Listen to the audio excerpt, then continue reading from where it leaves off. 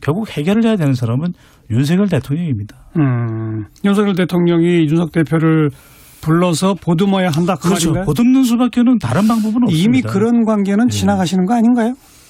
저는 이준석 대표, 그러니까 배종찬 소장님 하신 말씀이 맞아요. 저런 식으로 해결을 해야 돼요. 예. 근데 그럴 만한 스텝 단계를 훨씬 지났다라는 좀 생각이 들고 저도 이제 공감을 하는 게 뭐냐면 양측이 감정이 너무나 강해졌어요. 그러니까 어제 나온 것들에 대해서 윤석열 대통령 편에 든 중진 의원들은 뭐라고 했냐. 나경원 의원, 젊은 당대표라 참았는데 지나쳐도 많이 지나치다. 홍준표 시장, 말 가려서 해라. 왜 욕먹는지 생각해봐라. 이철규 의원, 윤핵관이라고 지칭이 됐었죠. 이준석 정리 못하면 우리 당은 망할 것이다. 이런 식의 얘기를 했어요. 그렇다면 이거는 대화와 타협으로 해결될 문제가 아닌 것 같다. 대통령께서 포용해서 해결될 문제를 지난 것 같다. 당은 급속하게 더 이준석 대표의 흔적을 지우기 위한 노력을 더 가열차게 할 것이다. 이미 그렇게 가고 있는 것 같죠? 그렇죠. 네. 어제 이준석 대표의 기자회견 상당히 감정이 들어간 발언이나 또 감정이 들어간 과거 사실들에 대한 몇 가지 폭로 이런 것도 있었습니다만 네.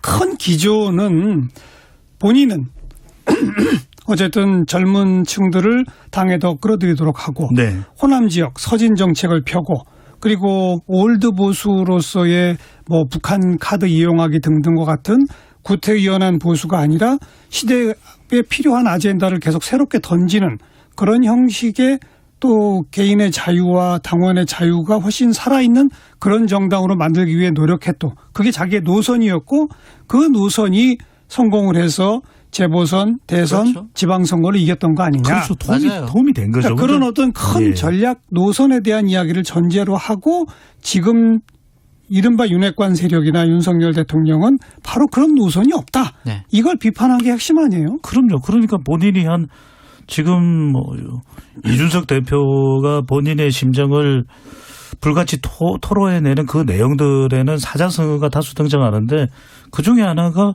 선당우사라는 말을 처음에 거론했지 않습니까? 선당우사 없다. 2004년에 열린우리당의 정동영 씨라고 표현했어요. 정동영 씨가 선당우사 이야기한 이전에 선당정치라는 것은 북한의 김정은 시대에서나 나오는 이야기다. 무슨 말이냐 선당우사냐. 그게 개인의 이 개인적인 주장이라는 것을 죽이고 당을 위해서 해라. 그런데 그런 이야기를 주장할 만한 가치가 명분이 지금 윤핵관이나 국민의힘에 있다고 보느냐. 본인은 삼성 간호다 이거는 이야기를 했거든요. 그 이야기는 뭐냐면 근데 핵심은 이겁니다. 지금 이준석 대표가 그런 불같은 자신의 심정을 토로한 배경에는 자기 혼자만의 의견일까? 그게 왜 최근에 유승민 전 의원이 여론조사에서 부각될까? 왜 젊은 세대들이 또 국민의힘 지지율이 수도권에서 하락할까? 수도권 하락은요. 수도권 호남입니다. 호남 공들이 제가 우리 시간을 통해서 직진본론 직서라고 해서 수차례 말씀드린 것은 수도권 호남은 호남이 아니라 바로 수도권 그 자체의 민심이거든요. 그러니까 여기서 이탈하는 것에 대해서 제대로 했느냐. 그래서 윤핵관들 수도권에 출마를 그 이야기는 뭐냐면 무서운 이야기입니다. 왜? 수도권은 나를 지지해. 근데 수도권 한번 출마해봐봐. 더 이상 나한테 이제 더 이상 이준석이 이 XX 저 XX 이런 발언 가능할 것 같아? 그때는 나한테 매달릴 거야. 한번 해봐. PK 지역이고 TK 지역이니까 출마해도 난 되겠지. 2024년 자기 당선만 생각하지 마라 이거 아닙니까? 그런 이야기죠. 그래서 오히려 이게 이준석 대표가 거꾸로 선당우사가 당신들이야말로 선당우사의 의미를 알아? 라고 묻는 거죠. 네.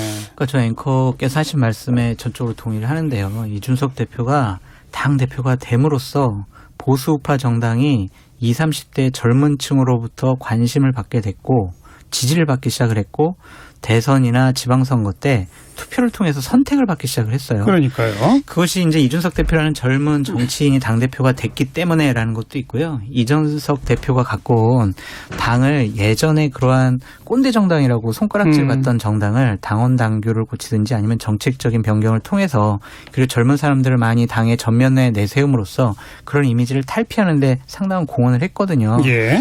당이 저는 이해가 되지 않아요. 대선과 지방선거를 이기고 그다음에 윤석열 정권의 핵심 과제들을 실행해야 될 이 100일 동안 한 것은 남는 것은 당대표 이준석, 미워, 내부 총질하는 사람 쫓아내야 돼. 이거를 가지고 전력 투구했거든요. 예. 과연 이것이 맞는 일인가. 그래서 윤석열 대통령과 윤핵관들이 이제 감정이 너무 넘어섰기 때문에 이준석과 다시 손잡는다? 아니면은 원만한 해결, 타협책을 강구하겠다? 이러지는 않을 것 같아요. 그건 어려워졌고. 어려워졌더라도 이준석 대표와 이렇게 싸워서는 배 소장님 말씀하신 것처럼 다음번에 당이 어떻게 국민의 지지를 받는다던가 선거를 치르기가 너무 어려워요. 이런 부분에 대해서는 어떻게 해결할 것이냐. 우리가 당권을 잡고 권력을 잡고 공천권을 잡아서 공천을 한들 과연 국민들이 선택하겠느냐. 이러한 근본적인 의문에 대한 답을 윤핵관들이 줘야 한다라고 말씀드려요. 근데 이준석 대표에 담겨 있는 거지. 물론 이준석 대표를 향한 비호감도 있습니다. 그리고 당 내에서도 이준석 대표 그만해라. 심지어는 홍준표 시장도 그렇게까지 하면 안 돼. 뭐 이런 이야기가 나옵니다. 그런데 여기서 핵심은 이준석 대표가 앞으로 어떤 행보를 취할지에 대해서 궁금하신 분들이 많을 거예요. 법적인 내용에 대해서 비대위 효력 정지 가처분 신청에 대한 결과가 인용이냐 기각이냐. 물론 여론도 이준석 대표에게 호의적일 정도입니다. 왜냐하면 더불어민주당 지지층과 중도층에서는 이준석 대표에게 무게를 실어주고 있거든요. 그런데 지금 뭐 많은 법조인에게 물어봅니다. 이 비대위 효력 정지 가처분 신청이 인용될까요? 이게 중요한 게 그럼 인용되면 문제가 해결됩니까? 기각되면 문제가 해결됩니까? 안 돼요. 그러니까 지금 이준석 대표가 그럼 신당 창당할까요? 안 합니다. 안 하죠. 신당 창당이 실제로 됐을 때의 그 파괴력은 알 수가 없고 미지수고 불투명하고 어려워요.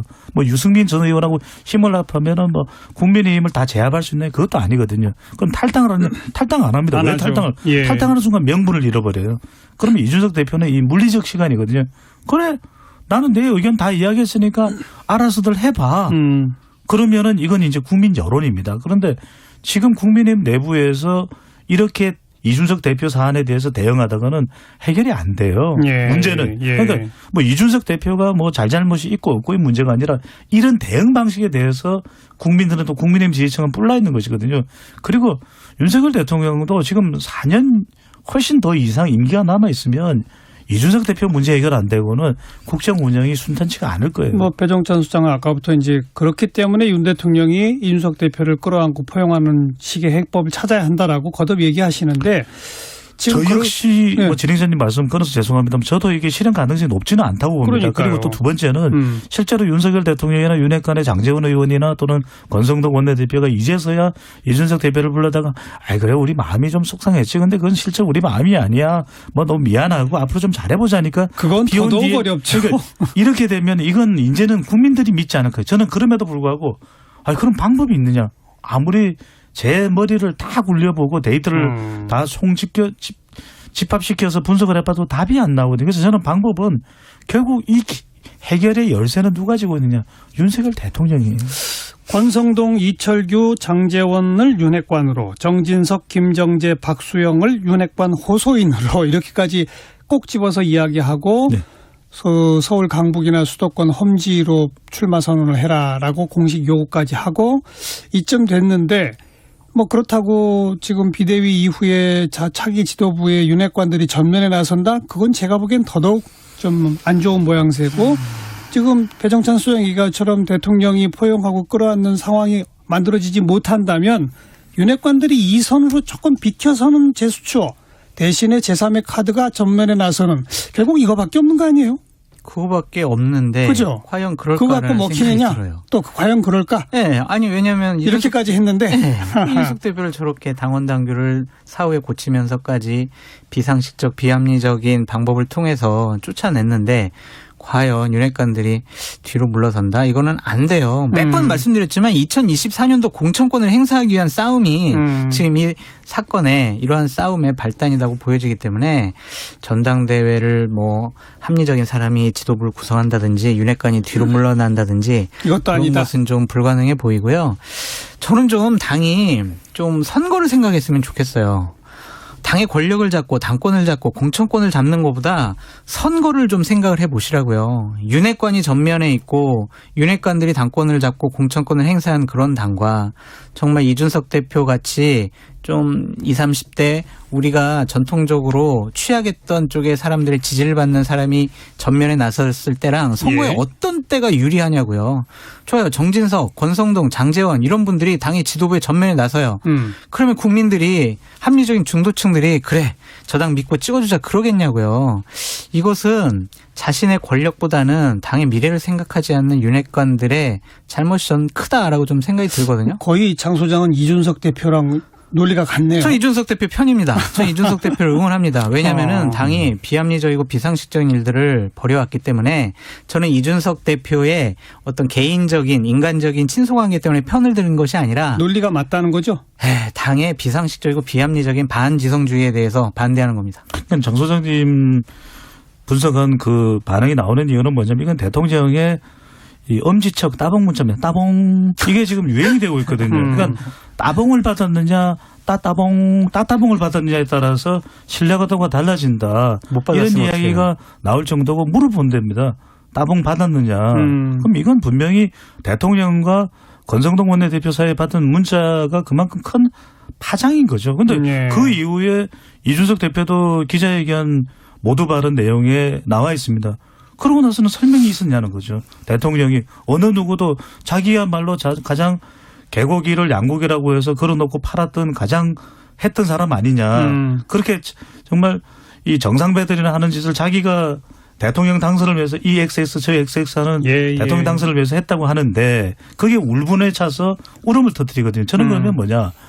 정말 이 정관용 진행자께서의 타고난 정치적 감각이 저는 대리인이 나올 수밖에 없다. 그래서 저는 간장 한 사발 하겠군요의 그 간의 주인공 안철수 의원이 저는 대리인으로 등장할 수밖에 없다. 왜냐하면 지금 여론조사에서도 유승민 전 의원과 이준석 대표를 제외하고 국민의힘에서는 가장 선두권을 차지하고 있는 3등이죠 현재 여론조사. 네네네. 그러니까 국민의힘 지지층에서는 가장 앞서는 결과가 있을 정도가 안철수 의원이 그럴 수밖에 없는 것이 윤핵관이 전면에 나오기 힘듭니다. 이 판에는 더더군다나. 그러면 안철수 의원이 왜 나올 수 있냐.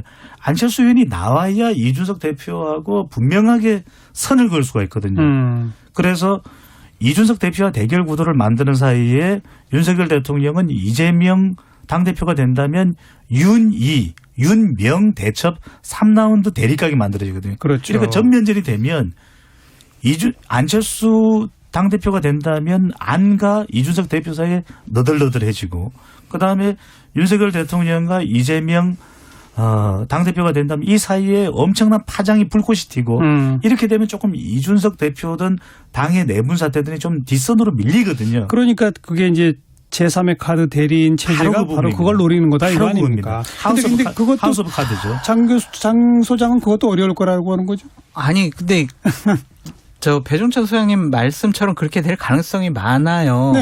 그러니까 현실적으로 윤핵관들이 안철수 의원을 믿을 수가 있느냐 없느냐 그 부분이 가장 중요한 포인트 같은데 김기현 의원 같은 경우에는 너무나 대중성이 없기 때문에 상당히 좀 과연 선거를 이길 수 있을까라는 의구심이 있는 것 같습니다. 근데 안철수 의원이 가장 지금 앞서 나가는 건 맞는데 그 분이 집권 여당의 당대표가 되는 게 맞는 것이냐라는 것에 대한 회의감은 있어요.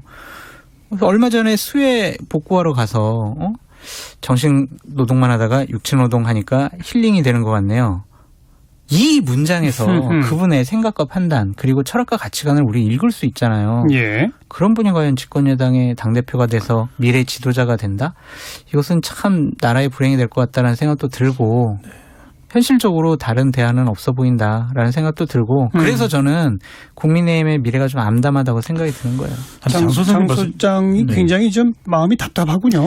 답답해요. 저는 국민의힘 계열의 보수정당이 앞으로도 계속 선거에서 이기고 집권을 했으면 좋겠다라는 생각이 들어서 저는 외부 비판을 좀 많이 하는 편인데 이런 것들이 과연 자꾸 그런 승리부터는 멀어져 가는 것 같죠. 그러니까 권력을 잡으려는 소수의 권력지향적인 사람들이 결국에는 당과 보수파 진영을 망치려는 것이 아니냐라는 생각이 듭니다.